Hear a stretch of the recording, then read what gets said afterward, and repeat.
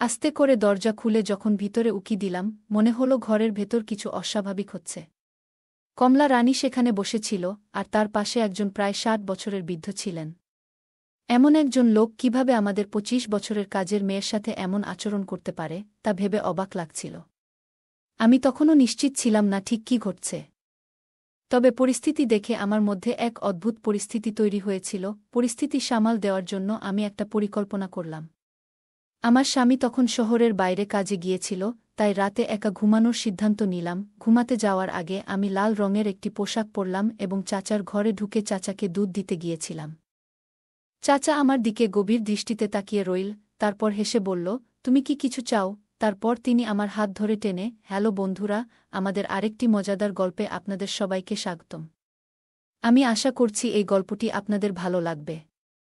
আমার নাম প্রিয়া, আমি শহরে থাকি এবং আমার বয়স ২৫ বছর।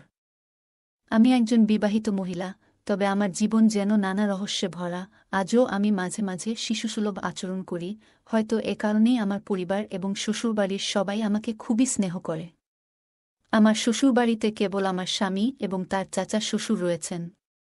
চাচা শ্বশুর ৬০ বছরের একজন অবসরপ্রাপ্ত সরকারি কর্মকর্তা।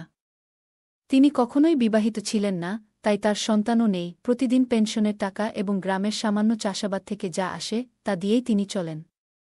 সারাদিন তিনি তার ঘরে বসে টিভি দেখেন বা বিভিন্ন বই পড়েন। আমার শাশুড়ি ও শ্বশুর আমার বিয়ের আগেই মারা গেছেন, তাই বাড়ির পরিবেশ ছিল একটু নিরিবিলি। আমার চাচাও মাঝে মধ্যে আমাদের সাথে থাকেন, এবং তিনিও নিজের স্বাস্থ্য বেশ ভালোভাবে ধরে রেখেছেন। চাচা ছিলেন সবসময় ফিট এবং সুস্থ, তার মাথার চুল এবং বড় গোঁফ কিছুটা সাদা, কিছুটা কালো, কিন্তু তার ব্যক্তিত্বে সবসময় একটা তেজ ছিল। আমি তাকে সবসময় সম্মানের চোখে দেখেছি। আমি নিজেও স্কুল কলেজে খুব মেধাবী ছিলাম। তবে ঘরের পরিবেশের কারণে কখনো ছেলেদের সাথে খুব বেশি বন্ধুত্ব গড়ে তুলতে পারিনি। আমার বন্ধুদের গল্প শুনতাম, তাদের এবং তাদের বন্ধুদের অভিজ্ঞতা শেয়ার করত, আর আমি সবসময় চুপচাপ শুনতাম। বয়স বাড়ার সাথে সাথে আমার সৌন্দর্য বেড়ে যাচ্ছিল, অনেকেই আমার সাথে কথা বলতে চাইত, কিন্তু আমি খুব সাধারণভাবে জীবন কাটাতাম। আমি এমন কাউকে খুঁজে পাইনি যাকে আমি পুরোপুরি বিশ্বাস করতে পারি। যখনই টিভিতে বা গল্পের বইতে প্রেমের দৃশ্য দেখতাম, তখনই মনের মধ্যে একটা আকাঙ্ক্ষা জাগত। তবে বিয়ের আগে এমন কোনো অভিজ্ঞতা আমার জীবনে আসেনি। বিএসসি শেষ বর্ষে থাকতেই আমার বিয়ে হয়। তখন থেকেই আমার জীবন নতুন মোড় নিতে শুরু করে, এবং আমি এক নতুন অধ্যায়ের দিকে পা বাড়াই। আমার স্বামী প্রথম দেখাতেই বেশ ভালো মানুষ মনে হয়েছিল। এনগেজমেন্টের পর একদিন আমরা একসাথে সিনেমা দেখতে গিয়েছিলাম। আমার স্বামী সেদিন আমাকে স্নেহের সাথে কাছে টেনে নিয়েছিল, যা আমাকে খুব আনন্দিত করেছিল। আমার মনে হচ্ছিল যেন আমার স্বপ্ন পূরণ হচ্ছে। তিনি আগেই বলেছিলেন, আমরা যত বেশি সময় একে অপরের সাথে কাটাব, ততই সম্পর্ক গভীর হবে। আমারও বিয়ের প্রথম রাতের কিছু স্বপ্ন ছিল, যা আমি মনে মনে চেপে রেখেছিলাম। বিয়ের কিছুদিন পর আমাদের জীবন সুন্দরভাবে চলতে থাকে। আমাদের বিয়ের রাত ছিল আমার জীবনের অন্যতম সুন্দর মুহূর্ত। আমি আপনাদেরকে আমার পরিবারের গল্প শেয়ার করছিলাম, আমার চাচা এবং শ্বশুর শাশুড়ির কথা।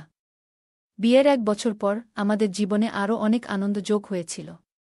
আমার স্বামী তখন তার কোম্পানিতে ইঞ্জিনিয়ার হিসেবে কাজ করছিলেন। তাই কাজের চাপও তেমন ছিল না। প্রায় প্রতিদিনই সন্ধ্যা ৭টার মধ্যে বাড়িতে ফিরতেন। আমরা প্রতিদিন ভালো সময় কাটাতাম, এবং যখনই সুযোগ পেতাম একে অপরের সাথে সময় কাটিতে খুব ভালো লাগত। এই আনন্দ ২৫ বছরের বিবাহিত জীবনে আমাদের সঙ্গী ছিল। বিয়ের পর আমার অনেক ইচ্ছা পূরণ হতে থাকে, এবং আমার স্বামী প্রায়ই বলতেন, প্রিয়া, তুমি আগের চেয়ে আরও বেশি সুন্দর হয়ে উঠেছ। ধীরে ধীরে আমি একা থাকতে অভ্যস্ত হয়ে উঠেছিলাম। দিনের বেলায় যখন বাড়িতে একা থাকতাম, মাঝে মাঝে মনে হতো একটু আলাদা কিছু করা দরকার। অনেক সময় আমি আমার মোবাইলে কিছু লিখতাম বা বিভিন্ন ধরনের সিনেমা দেখে সময় কাটাতাম। বিয়ের আগে যেসব অভিজ্ঞতা আমি পাইনি, বিয়ের পর সেগুলো সম্পর্কে জানার কৌতূহল বেড়ে গিয়েছিল। আমার স্বামী যখন সন্ধ্যায় বাড়িতে আসতেন, তখনও আমি অনেক আনন্দে থাকতাম। তিনি হেসে বলতেন, তুমি সবসময় এত উৎসাহী কেন? আমি মজা করে বলতাম, আগে কখনো এ ধরনের অভিজ্ঞতা পাইনি, এখন ২৫ বছর বয়সে জীবনটা আরও নতুন রূপে দেখছি, তাই আমি সব সময় হাসি খুশি থাকি। বিয়ের ১ বছর পর আমার স্বামী পদোন্নতি পেয়ে ম্যানেজার হয়েছিলেন। অফিসের কাজে ব্যস্ত থাকায় তার বাসায় আসতে দেরি হতো। সকাল ৮টায় অফিসে যেতেন আর ফিরতেন রাত ১১টায়। তার ব্যস্ততার কারণে মাঝে মাঝে মনে হতো যেন কিছু অপূর্ণ থেকে যাচ্ছে। তবে আমি নিজেকে সামলে নিতাম। একদিন হঠাৎ মনে হলো আমার প্রতিবেশী ভাইটিও বেশ সুদর্শন। কিন্তু আমি জানতাম এমন কোনো পদক্ষেপ নিলে ভুল বার্তা ছড়াতে পারে, তাই আমি নিজের উপর নিয়ন্ত্রণ রাখতাম। আমি প্রায়ই আমার প্রতিবেশী সুনীলের বাড়িতে যেতাম। তার স্ত্রী আমার খুব ভালো বন্ধু ছিলেন এবং আমরা একসাথে সময় কাটাতাম। সকালে আমি নাস্তা তৈরি করে আমার চাচাকে খাওয়াতাম, তারপর সুনীল এর বাড়িতে যেতাম। সেখানে ১-২ ঘণ্টা গল্প করার পর বাড়ি ফিরে দুপুরের খাবার তৈরি করতাম। আমাদের কাজের মেয়ে এসে ঘরের কাজ করত। একদিন আমি প্রতিবেশীর ফুফুর বাড়িতে বসেছিলাম, হঠাৎ আমার ভাইয়ের ফোন এলো যে তাকে তাড়াতাড়ি যেতে হবে। সেই কথা শুনে আমিও বাড়িতে ফিরে এলাম। তারপর রান্নাঘরে গিয়ে দেখি বাসনপত্র পরিষ্কার করা হয়নি। আমি কাজ শুরু করলাম এবং সবকিছু গুছিয়ে নিলাম। আজও কিছু অসম্পূর্ণ মনে হচ্ছিল। ভাবলাম কমলা রানী আজ আসেনি, তাই তাকে ফোন করলাম।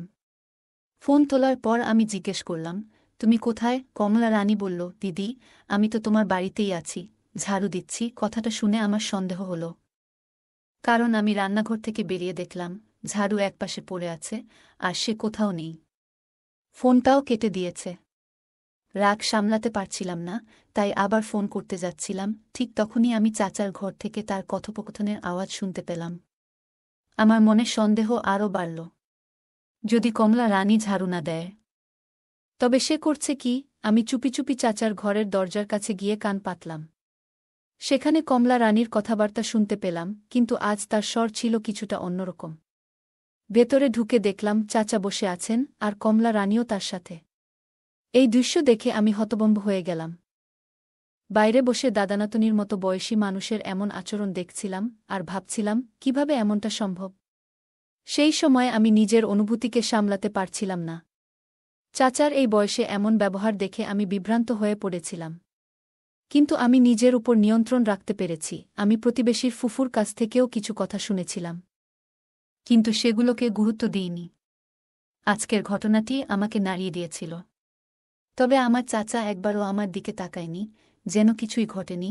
সে কখনো আমার সাথে কোনো খারাপ ব্যবহার করেনি। তাই আমি কেন ভাবতে শুরু করলাম যে চাচাজি ভুল ধরনের মানুষ হতে পারেন।